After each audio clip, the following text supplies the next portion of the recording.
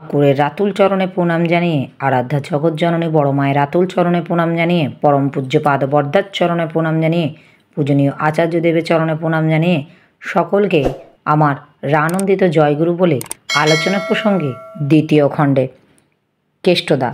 ছেলেদের মধ্যে পরাক্রম জিনিসটা ফুটবে কি করে?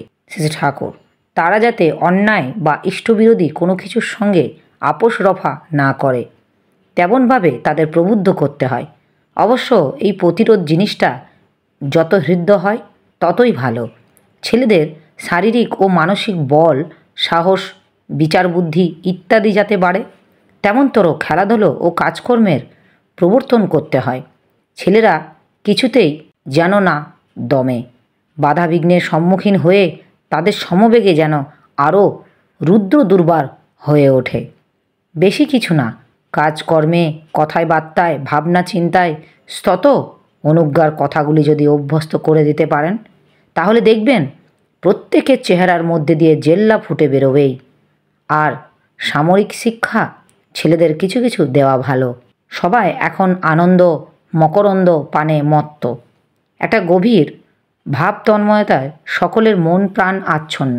শ্রী ঠাকুরের চোখ মুখ দ্যুতিদীপ্ত একটা অমেঘ আকর্ষণে তিনি যেন বিশ্ব দুনিয়াকে টানছেন শ্রী ভগবানের পানে। তার কাছে এসে বসলেই মন সক্রিয় অন্তর্মুখীনতায় নীলীন হয়ে উঠতে চায়। অন্তরের সকল জড়তা ভেদ করে নামের প্রবাহ উৎসারিত হয়ে চলে লীলায়িত গতিভঙ্গিমায়। এই অমৃত সায়রে অবগাহন করে মানুষের সব জ্বালা জুড়িয়ে যায়। বাঁচার প্রলোভন বেড়ে ওঠে দুরন্ত বেগে। আগ্রহ মন্দির হয়ে তাই সবাই শুনেছেন তার অমেয় কথন।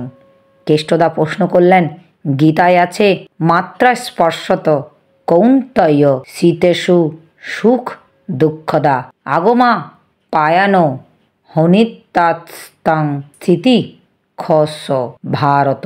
এই ধরনের আরও কত শ্লোক আছে। শীত উষ্ণ সুখ দুঃখ ভালো মন্দ এই সবেরই আলাদা আলাদা বোধ কি থাকবে না? এর প্রকৃত অর্থ কি? শ্রী ঠাকুর, ইন্দ্রিয়ের সঙ্গে বিষয়ের যোগ হলো সত্তা ও বিষয়ের বোধ ফুটে ওঠে। সাধারণত অনুকূলের প্রতি আসে অনুরাগ, প্রতিকূলের প্রতি আসে বিরাগ। এই দ্বন্দ্ব নিয়েই আমরা চলি। তাই অনুকূলের দিকে ঝুঁকে পড়ি, প্রতিকূল বিদ্বেষ পোষণ করি। অনেক সময় প্রবৃত্তি অনুকূল ও সত্যার প্রতিকূল যা তাতে আকৃষ্ট হই, এবং প্রবৃত্তির প্রতিকূল ও সত্যার অনুকূল যা তার প্রতি বিশিষ্ট হয়ে চলি। এতে করে আমাদের সাম্য নষ্ট হয়।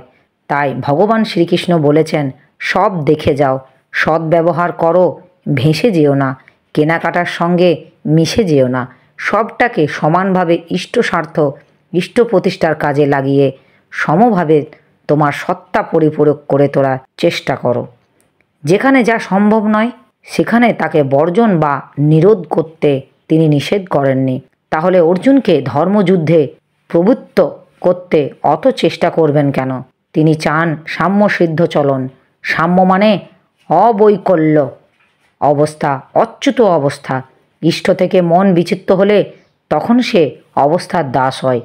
সুখ দুঃখ কোনটাকে সত্তা পরিপোষণ করে তুলতে পারে না। সাম্য মানে এই নয় যে মানুষ তিতকে তিত বলে, মিষ্টিকে মিষ্টি বলে বোধ করবে না। সেটা তো অসুস্থতার লক্ষণ। যথাযথ বোধ শক্তি না থাকলে তো অপমানব। ধর্ম করা মানে ইন্দ্রিয়গুলোকে বোধ বিবেচনা নিথর করে তোলা নয়। ধর্মের অনুপালন সেগুলি বরং তাজা ও তরতরে হয়ে ওঠে, কিন্তু বশে থাকে। বিবশ বা বিবোধ হওয়া কথা নয়। তীব্র বোধই চাই, কিন্তু সঙ্গে সঙ্গে চাই সহনশীলতা।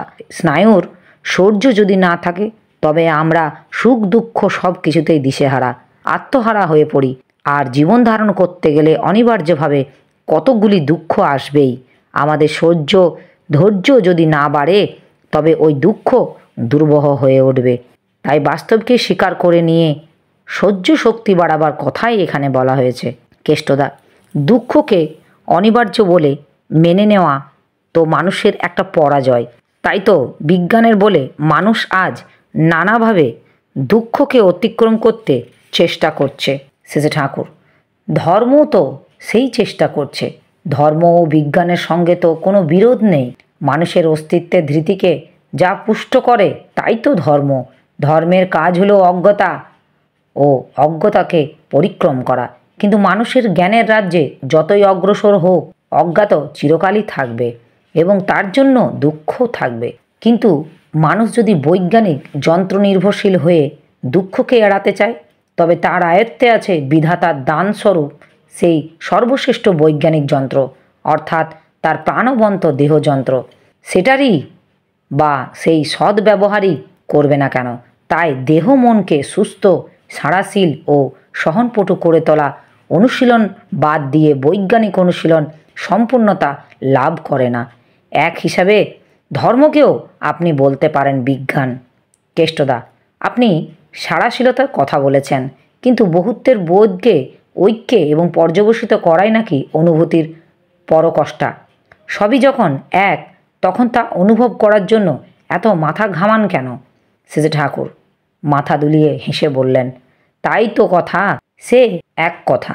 কি পরিক্রমায়, কি পরিণতি নিয়ে, কি বৈশিষ্ট্যে, কোন সংস্থিতিতে, কেমনভাবে বিরাজ করেছে এবং সৃষ্টির বিচিত্র বিকাশের মধ্যে ঐক্য সংহতির সূত্রটি কী ও কোথায়, তা বুঝতে গেলে সব একাকার করে ফেললে হবে না। প্রতিটি যা কিছু সংস্থিতি, সংগঠন ও বৈশিষ্ট্য বুঝতে হবে। তা না হলে সব এক, এই কথার কোনো মানে নেই। বৈশিষ্ট্য বিবর্জিত, পক্ষাঘাতগ্রস্ত, অসার ঐক্যবোধ কিন্তু জ্ঞান বা অনুভূতির লক্ষণ নয়। শাস্ত্রগুলি সুসংহত ব্যাখ্যা দিয়ে আপনারা যদি বই টই লেখেন তাহলে ভালো হয়। এতে ভুল বোধ চারিয়ে আছে তা বলবার নয়। কেষ্টদা, আমরা লিখতে গেলেই গোলমাল করে ফেলব। আর চাইতে আপনার কাছে বিভিন্ন শাস্ত্রগ্রন্থ অবলম্বন করে প্রশ্নাদি যদি করি এবং আপনি তার উত্তর যদি দেন, সেই ভালো হবে। শেষে ঠাকুর, তাও করতে পারেন, তবে আপনারা করলেই লাইন মতনই হবে। এমন সময় বঙ্কিমদা একবার এদিকে আসলেন। শেষে ঠাকুর বঙ্কিমদাকে দেখেই জিজ্ঞাসা করলেন, কিরে, কি খবর? বঙ্কিমদা, ভালো। আপনি যে কাজের কথা বলেছিলেন সে কাজ অনেক দূর অগ্রসর হয়েছে। শেষে ঠাকুর চোখ ঘুরিয়ে কি যেন ইঙ্গিত করলেন। বঙ্কিমদা হাসতে হাসতে বললেন, আচ্ছা। শেষে ঠাকুর রহস্য করে বললেন, বঙ্কিমদা যদি কারোর সঙ্গে সহজভাবে কথা বলে তাহলে সে নতুন লোক হলে মনে করবে ভদ্রলোক আমার উপরে চটে গেল কেন, কিন্তু অন্তরঙ্গভাবে মেলামেশা হলে মানুষ পরে বোঝে যে ওর ওই লাঠেলি ধাঁজের মধ্যে কতখানি আন্তরিকতা আছে। আমরা অনেক সময় তাই মানুষ চিনতে ভুল করি। মোলায়মের কথা শুনলেই মনে করি ভালো লোক, আর রোখা তীব্র রকম দেখলেই ভাবি খারাপ লোক। এইভাবেই ঠকে যায়। বীরেন্দা, মানুষ চেনার সহজ উপায় কি? শেষে ঠাকুর, দেখতে হয় কথার সঙ্গে কাজ ও ব্যবহার মিল আছে কি না, আর দেখতে হয় কথাবার্তার মধ্যে দিয়ে সেই নিষ্ঠাকে অটুট রেখে মানুষকে প্রীত হতে চায় না, হাম বাড়াই চালে নিজের প্রাধান্যকে জাহির করতে চায়। ভালো মানুষের একটা প্রধান লক্ষণ হলো সে আদর্শে অটুট থেকে পরিবেশকে আনন্দ দিয়ে আনন্দ পেতে চায়। নিজের অহমিকায় বলায় নিয়ে সকলকে আঘাত করে না। এরকম আছে ব্যক্তিত্বহীন বিনয়, সব কথাতেই সায় দিয়ে যায়, সে কিন্তু ভালো নয়। সৎ ব্যক্তিত্ব সম্পন্ন যারা, তারা হৃদ্য ব্যবহারেও সেবানুন্দিশা নিয়ে চললেও আদর্শকে কখনো বিসর্জন দেয় না বা অন্যায়ের সঙ্গে আপোষ রফা করে না। বীরেন্দা, যারা আদর্শ গ্রহণ করেনি? শেষে ঠাকুর, কেউ আদর্শ গ্রহণ করুক বা না করুক, ভালো মানুষ যে, তার মহতের প্রতি শ্রদ্ধা থাকবেই কি থাকবে। একটা মানুষ যদি শ্রদ্ধাহীন হয়, সে যতই হোমরা চোমরা হোক, ধরে নিতে পারো তার ভিতরে গোলমাল আছেই। কেষ্টদা, মহৎ বলে সমাজে যারা প্রতিষ্ঠা পেয়েছে তাদের কারোর মধ্যে যদি কৃষ্টি বিরোধী চলন দেখি, তাহলেও কি তাকে শ্রদ্ধা করতে হবে? শেষে ঠাকুর, মহৎ লোক কখনো কৃষ্টি বিরোধী হতে পারে না। যাই হোক, কোনো লোক যদি জনচিত্তে শ্রদ্ধার আসন অধিকার করে থাকে এবং তার যদি গুরুতর ত্রুটিও থাকে এবং সমাজের হিতের জন্য তার সমালোচনা করা যদি প্রয়োজন হয়, তাও সশ্রদ্ধভাবে করা সমীচীন। শ্রদ্ধা জিনিসটা মানুষের সম্বল, তাকে কখনো আচমকা থেঁতলে দিতে নেই। তাকে যখন সার্থকতায় গতিশীল করে তোলা যায় ততই ভালো। একটি মা বাপের বাড়ি যাবার জন্য অনুমতি নিতে এসেছেন। শেষে ঠাকুর, দিন টিন দেখেছিস তো? উক্ত মা, না। আপনি বললে আর দিন দেখা লাগবে না। শেষে ঠাকুর, না। কাচ্চা বাচ্চা নিয়ে যাবি বিদেশ বিভুঁইয়ে? ভালো দিন দেখে যাওয়া ভালো। আর সকাল সকাল চলে আসিস কিন্তু। উক্ত মা, আচ্ছা। মার কাছে যেয়ে এক মস্ত অসুবিধা, ছেলেপুলেদের মাছ খাওয়াবার জন্য বড় পীড়াপিড়ি করে। শেষে ঠাকুর একটু রাগত কণ্ঠে বললেন, নাতির যদি ভালো করে কর্মনিকেশ করতে না পারে তাহলে দিদিমার আদরের মাহাত্ম্য কী? তুই তো সব হুঁচকিতেই ভুলিস না, কিন্তু খুব সাবধানে রাখিস। মাটি বললেন, হ্যাঁ, আমি লক্ষ্য রাখব। শরৎদা, সমাজবাদীরা সম্পদের ব্যক্তিগত মালিকানা স্বীকার করে না, ব্যক্তি বৈশিষ্ট্যের ততটা মানে না, পরিবেশের প্রভাবের উপরই খুব জোর দেয় বলে বেষ্টি পরিবেশের সৃষ্টি। তাছাড়া ব্যক্তি হিসাবে আদর্শ মানে না।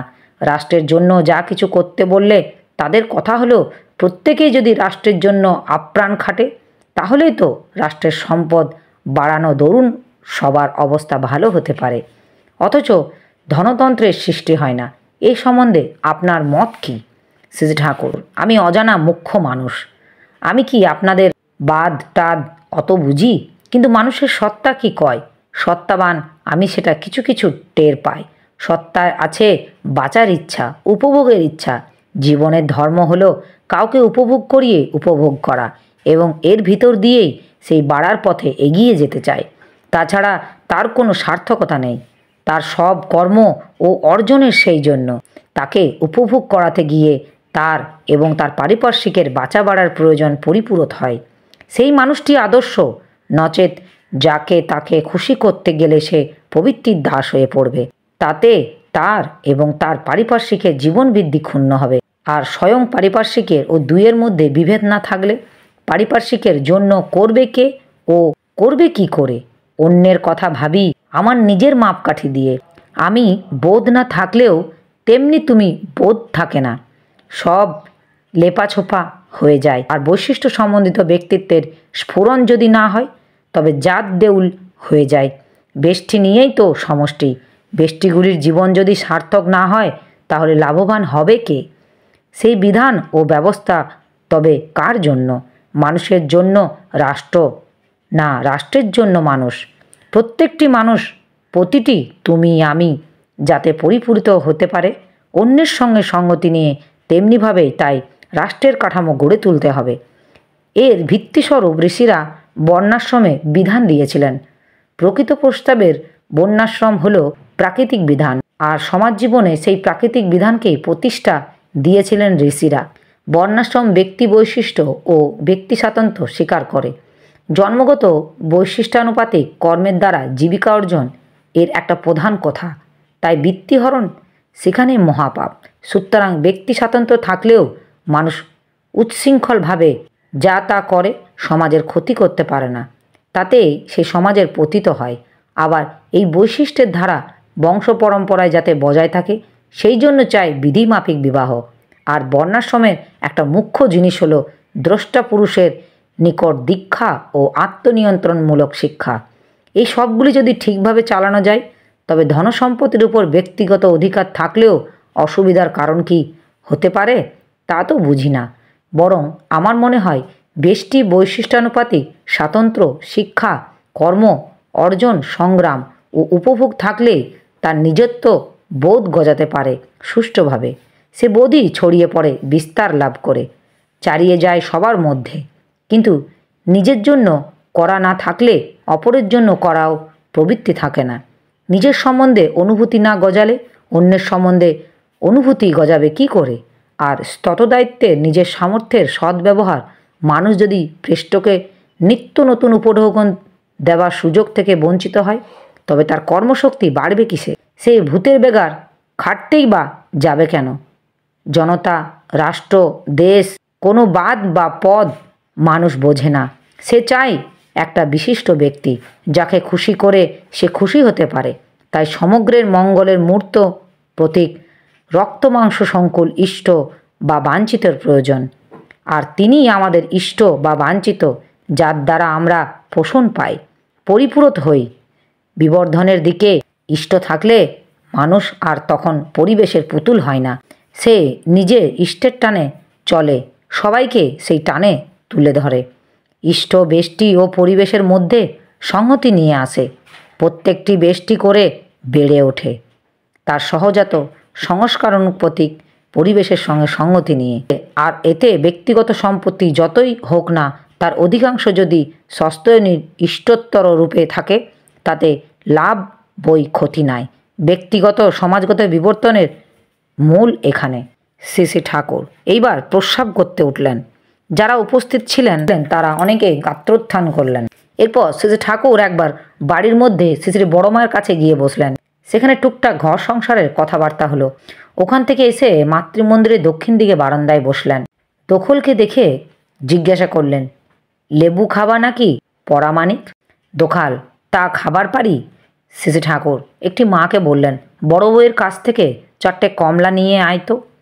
কমলা নিয়ে আসার পর শ্রী শ্রী ঠাকুর সেগুলি হরিপদদার হাতে দিতে বললেন। হরিপদদাকে ইঙ্গিত করতেই তিনি সেগুলিকে দোখালকে দিলেন। ধীরেনদা এসেছেন কলকাতা থেকে। শ্রী শ্রী ঠাকুর যুদ্ধের খবর শুনছেন। শ্রী শ্রী ঠাকুর ধীরেনদাকে বললেন, তুই আজকাল গান টান করিস না? ধীরেনদা, বিশেষ না। শ্রী শ্রী ঠাকুর, গান টান করা ভালো। ধীরেনদা, প্রাণের থেকে গান না আসলে গাইতে ভালো লাগে না। শ্রী শ্রী ঠাকুর, গাইতে গাইতে আবার প্রাণ খুলে যায়। ধীরেনদা মাঝে মাঝে অবসন্নতা চেপে ধরে। শ্রী শ্রী ঠাকুর, অবসন্নতা যতই আসুক ওকে অমিল দিতে নেই, ওতে আমাদের কোনো স্বার্থ নেই। জোর করে ওকে ঝেড়ে ফেলে স্ফূর্তিযুক্ত মেজাজে চলতে হয়। তুমি ঋত্বিক, তোমার কাজ হলো মানুষের প্রাণে আশা, ভরসা, উদ্দীপনা সঞ্চার করা। তুমি নিজেই যদি ঝিমিয়ে পড়ো, অন্যকে চেতাবে কি করে? তোমার এই পরম দায়িত্বের কথা স্মরণ করে সর্বদাই ওই তালে থাকবে। যাজনের উপর যদি থাকো এবং সেই সঙ্গে সঙ্গে যাজন যদি ঠিকমতো করো, তাহলে দেখবে মন চাঙ্গা থাকবে। আর শরীরটা যাতে ভালো থাকে, বিশেষত পেটটা, সেদিকে খুব নজর রাখবে। রোজ খানিকটা বেড়াবে। ধীরেনদা, ভবিষ্যৎ সম্বন্ধে উদ্বেগ বোধ করি। শ্রী শ্রী ঠাকুর, তোর শালার অত উদ্বেগ দিয়ে কাম কি? চাকরি বাকরির মধ্যে ফাঁকে ফাঁকে যতখানি পারিস পরম পিতার কাজ কর। নারায়ণের সেবা নিয়ে যে চলে, লক্ষ্মী কি কখনো বেজার হন তার উপর? তুই খাবি দাবি, ফুর্তি করবি, দুয়ারে যাজন করবি, নাম দিবি, আর যজমানগুলিকে ঠেলে তুলতে চেষ্টা করবি। যতই কই এই বামুনায় কামের মতো কাম নেই। বামুন হলো মানুষের রাজা। তুমি ভাবছো কি? করে দেখো না, তখন রাস্তায় বেরোলে তোমার পার ধুলি নেওয়ার জন্য কাড়াকাড়ি পড়ে যাবে। যদিও তুমি তা চাইবে না, পরমপিতা ধরে আনছেন, তোমাদের ঘিরে আনছেন, তোমাদের স্বহস্তে আগলে রাখছেন। অবান্তর দুর্ভাবনা না ভেবে যা করণীয় অবিচ্ছেদ্যভাবে করে যাও। পরমপিতা তো দয়া করবার জন্যই ব্যস্ত। তোমাদের কর্মের ভিতর দিয়ে তাকে সেই সুযোগটুকু দাও, সূত্রটুকু দাও, যার ভিতর দিয়ে তিনি আশ মিটিয়ে করতে পারেন তোমাদের জন্য। শ্রী শ্রী ঠাকুর একটু একটু থেমে থেমে জোর দিয়ে দিয়ে কথাগুলি বলছেন। সাক্ষাৎ লোকাত্রাতা যেন বরাভয় হস্তে আত্র মানবকুলে পরম আশ্বাসের বাণী শোনাচ্ছেন। তার বদনমণ্ডলী দিব্য বিভায় উজ্জ্বল হয়ে উঠেছে। তার সর্বাঙ্গ দিয়ে বিচ্ছরিত হচ্ছে আশা, ভরসা, উদ্দীপনা, বল, বীর্য, বিশ্বাসের অনির্বাণ ধ্রুবজ্যোতি। শ্রী শ্রী ঠাকুর একবার তামাক চেয়ে খেলেন। এরপর টান টান হয়ে চৌকিতে পাতা বিছানায় শুয়ে পড়লেন। শুয়ে আপন মনে গুনগুন করে গান গাইতে লাগলেন। চোখে মুখে তখনও একটা গনগনে ভাবের আবেগ। এমন সময় বাইরের রোদের ঝলক দেখা দিল। শ্রী শ্রী ঠাকুর খুশি হয়ে বললেন, এই যেন প্রিয়ার মুখের চপল হাসির মতো। একটি মা তার স্বামীর দুর্ব্যবহার সম্বন্ধে বললেন। শ্রী শ্রী ঠাকুর ঈষৎ হেসে বললেন, জানিস তো ওর স্বভাব, ও রাগী হলেও কিন্তু ভালো মানুষ, তোকেও ভালোবাসে খুব। তুই যদি 3 দিনের জন্য কোথাও যাস, তাহলেও কিন্তু ওর ভালো লাগে না। যে সময় চটে যায়, তখন তুই কোনো কথা কোস না। তোর উপর রাগের ঝাল মিটিয়ে যদি শান্তি পায়, পাক, সেই সয়ে বয়ে নিস। তার মেজাজ বুঝে যদি চলিস, দেখিস তোর ভালোবাসার দৌলতে আস্তে আস্তে সে হয়তো শুধরেও যেতে পারে। আবার ছেলের ভবিষ্যতের দিকে চেয়েও তোমাকে অনেকখানি হুঁশিয়ার হয়ে চলা লাগবে। তোমাদের যদি ঝগড়া করতে দেখে, সেটা তার পক্ষে খুব খারাপ হবে। তোমাকে যদি দেখে যে ওর বাবা তোমাকে গালাগালি করা সত্ত্বেও তুমি খুশি, তাহলেও তোমার প্রতি শ্রদ্ধা বেড়ে যাবে আর তোমার স্বামী ভক্তি তার মধ্যে বৃত্তিভক্তি সঞ্চারিত করে দেবে। শ্রদ্ধা জিনিসটা এমন যে তাতে দোষ দর্শন থাকে না, অনুযোগ থাকে না, প্রত্যাশা থাকে না। অমন্তর শ্রদ্ধা ও প্রীতির সংস্পর্শে কারো বাস্তব দোষ থাকলেও তা ছুটে পালায়। উক্ত মা আমাকে যখন উনি বকেন তখন ছেলেটার মুখ কালা হয়ে যায়। শ্রী ঠাকুর, তোমার মুখ কালা হয় বলে তার মুখ কালা হয়? অবশ্য তোমার সঙ্গে ছেলের সামনে অমন্তর ব্যবহার তার না করাই ভালো। ওতে ছেলেপুলেদের অনেক সময় বাপের প্রতি বিদ্বেষ ভাব জাগে। যেমন করেই হোক, যেখানে শ্রদ্ধা থাকা উচিত সেখানে যদি শ্রদ্ধা না থাকে, শ্রদ্ধা যদি ব্যাহত হয়, সেটা বড় ক্ষতিকর হয়ে দাঁড়ায়। তবে তুমি যদি আবার তেমন চতুর হও, স্বামীর প্রত্যেকটি কথা ও ব্যবহারের এমন সমর্থনই ব্যাখ্যা দিতে পারো ছেলের কাছে যে ছেলের শ্রদ্ধা আরও উচ্ছ্বাসিত হয়ে উঠতে পারে। তাই বলছিলাম, সত্যিকারের শ্রদ্ধা যে কি করতে পারে আর না পারে তার লেখাঝোকা নেই। উক্ত মা ইষ্টবিরোধী চলন যদি দেখি তাহলে কি সমর্থন করতে হবে? শ্রী ঠাকুর, ইষ্টের প্রতি শ্রদ্ধা ও আনুগত্য যদি ঠিক থাকে আর সেই সঙ্গে চলার যদি ভুল থাকে, তবে ওই ভুল চলনকে কিন্তু ইষ্টবিরোধী চলন বলা ঠিক হবে না। সে ভুল চুক সবারই আছে, কোনো একটা ভুলকে যদি ভুল বলেও বলতে হয় তাও বলার এমন কায়দা আছে যাতে মানুষটা মহত্ব আরও ফুটে ওঠে। ও শেখানো যায় না, ভিতরে ভাব থাকলে কথা আপনা থেকেই জোগায়। তোমাদের নামে আমার কাছে যদি কেউ নিন্দা করতে আসে আর আমি যদি জানি যে সে সত্য কথাই বলছে, তাও তখন তোমাদের এমন করে তুলে ধরি যে ওই দোষটা যেন নিতান্তই নগণ্য ও অকিঞ্চিৎকর। তাই বলে আমি কি দোষকে সমর্থন করি? তোমাদের প্রতি আমার যে স্বার্থবোধ তাই আমাকে অমন করে বলায়। ভালোবাসা থাকলে ভালো যাতে হয় তাই করা আসে, বলা আসে। অবান্তর সমালোচনায় কুণ্ডুয়ন থাকে না। তখন আমার এই আলোচনা প্রসঙ্গে কিছু ভুল ত্রুটি হয়ে থাকলে আপনারা আমায় ক্ষমা করবেন। উপস্থিত দাদা, ভাই, বোন, মায়েদের আমার আনন্দিত জয়গুরু।